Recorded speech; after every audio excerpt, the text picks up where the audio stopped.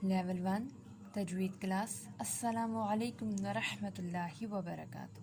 کیا حال ہے پیارے بچوں آپ سب کا؟ الحمدللہ۔ جی ہم نے اپنی پچھلی کلاس میں کیا پڑھا تھا؟ تجوید کی اہمیت کے بارے میں پڑھا تھا۔ آج کی جو کلاس ہم سٹارٹ کریں گے وہ ہے تجوید کا سیکھنا کیوں ضروری ہے۔ تو چلیں ہم اپنی کلاس سٹارٹ کر لیتے ہیں۔ سبق نمبر 1، تجوید کا سیکھنا کیوں ضروری ہے۔ اللہ تعالیٰ کی عطا کی ہوئی بے شمار نعمتوں میں سے ایک نعمت ایسی ہے جو اللہ تعالیٰ کی مخلوق نہیں ہے بلکہ اس کا عظیم الشان کلام ہے، جو اس نے اپنے آخری رسول صلی اللہ علیہ وآلہ وسلم پر اپنے بندوں کی رہنمائی کے لیے نہ صرف نازل کیا بلکہ محض اپنے لطف و کرم سے قیامت تک کے لیے اس کو محفوظ بھی کر دیا۔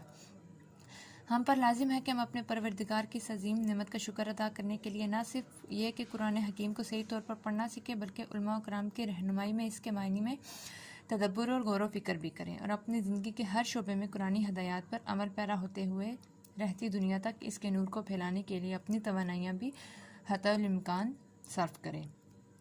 قرآن پاک کو درست طور پر پڑھنے کے لیے جو علم سیکھا جاتا ہے اس کو علم تجوید کہتے ہیں، اور اس کا سیکھنا اور اس کے اصولوں کے مطابق قرآن پاک کی تلاوت کرنا اس لیے ضروری ہے کہ نمبر 1 پہ ہے تجوید سیکھے بغیر قرآن پاک کی تلاوت کرنے سے بعض اوقات ایسی غلطیاں ہو جاتی ہیں جس سے معنی بالکل بدل جاتے ہیں، حتیٰ کہ بعض اوقات کفر یا بول منہ سے نکل جاتے ہیں، اور اگر نماز کے دوران ایسی غلطی ہو جائے تو نماز ٹوٹ جاتی ہے۔ اب اس کی مثال دیکھ رہے ہیں، الحمدللہ رب العالمین کی میں الحمد کی جگہ الحمد پڑھنے سے اللہ تعالیٰ کی تعریف کے بجائے برے معنی بن جاتے ہیں۔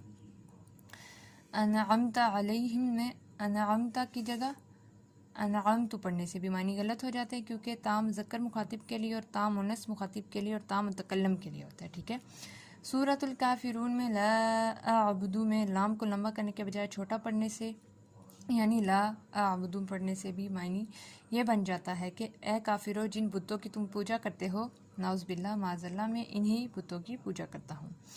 سورۃ النصر میں نصر اللہ کی جگہ نصر اللہ پڑھنے سے نماز خراب ہو جاتی ہے، کیونکہ نصر کا مطلب ہے مدد اور نصر کا مطلب ہے گدا، ٹھیک ہے، ہوتا ہے، نعوذ باللہ۔